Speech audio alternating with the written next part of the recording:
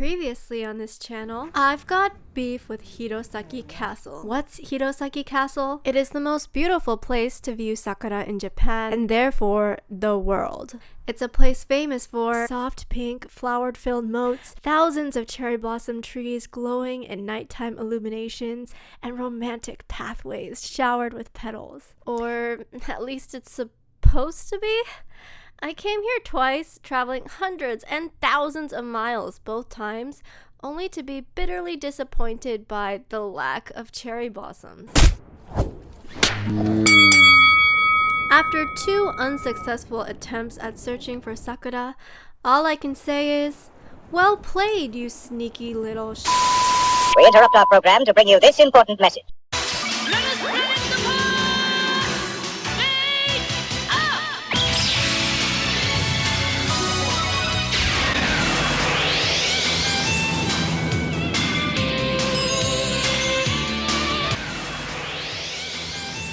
Hi, I'm Flower Obsessed, and I'm dead set on getting revenge. It is high time we conquer Hirosaki Castle.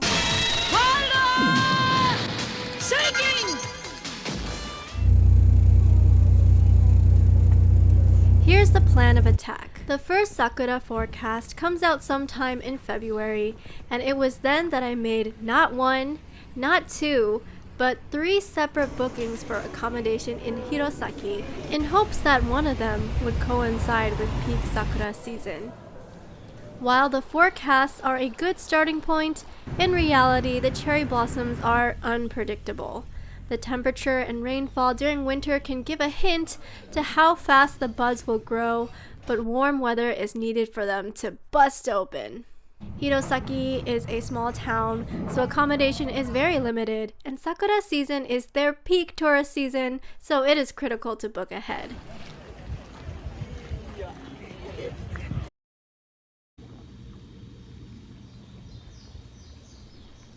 Because I have experienced on multiple occasions cherry blossoms blooming earlier than expected, I wanted to remove as many barriers as possible to be able to give chase at a moment's notice. Shinkansen are a far more flexible mode of transportation than planes, so naturally, to maximize flexibility and therefore increase my chances of success, I moved to Japan. Just kidding. I didn't do that. But I've been seeing so many moving to Japan videos these days on YouTube. I almost feel hipster for continuing to get my soul sucked by corporate America. However, it is thanks to said corporation that I was able to arrive early to Japan ahead of Hirosaki's cherry blossom season, so I shan't complain. That is why we are waiting it out in Kanazawa. Which, by the way, is the bougiest city I've seen in Japan. It just has lots of wide open space, beautiful streets, and a very famous garden.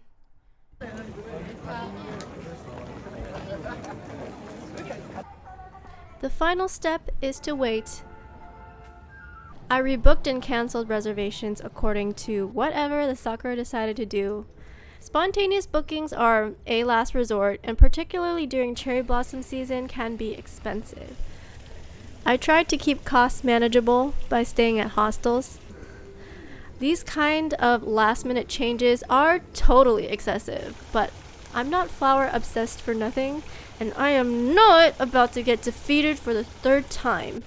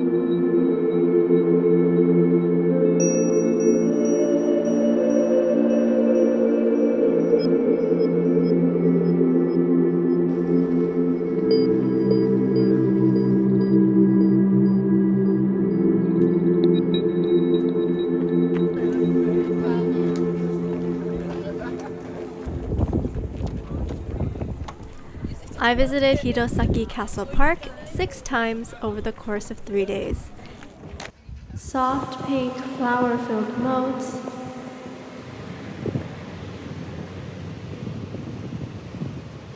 thousands of cherry blossom trees glowing in nighttime illuminations, romantic pathways showered in petals. Yep, I totally conquered Hirosaki Castle.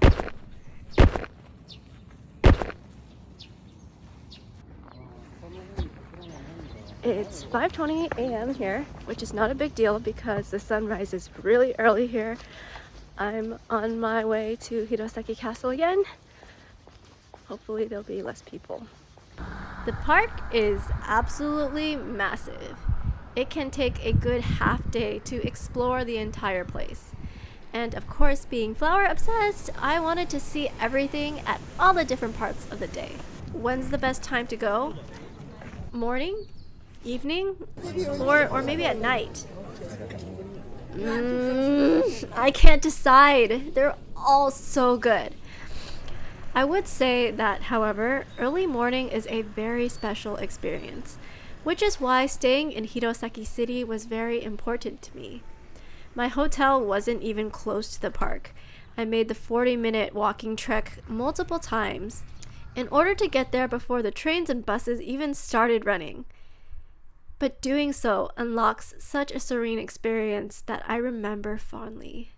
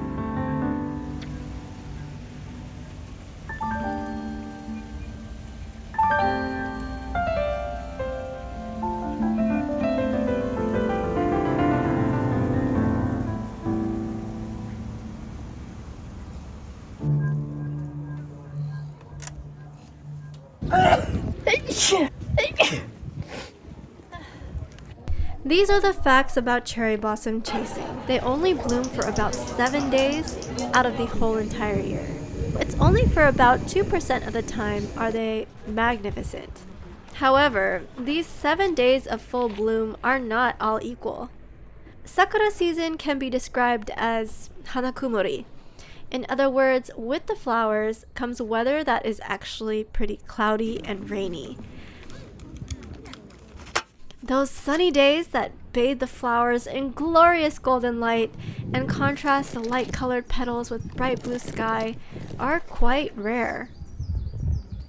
Furthermore, the crowning glory of Sakura season is Hanafubuki, occurring maybe 24 hours at the end of those 7 days of full bloom. Hanafubuki is when the petals are blown off the trees, creating a breathtaking petal storm.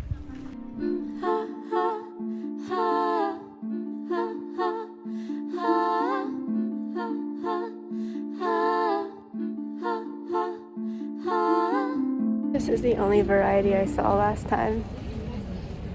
Now I get to see so much more! Finally, just like with most things in Japanese tourism, it's better when it's not crowded. And that's a pretty impossible ask for the most beautiful sakura site in Japan. But with a wondrous stroke of luck that I lacked in all the previous years I visited Hirosaki, I got to see these flowers at the peak time under the best of conditions. Peak bloom, sunny day, hanafubuki when the crowds are thin.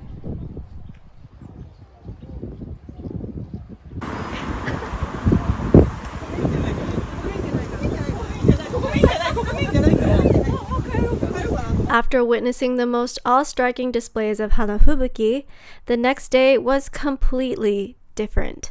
The trees are starting to look a little more like how they were when I first came here for the very first time. But the moat is super cool. Super cool.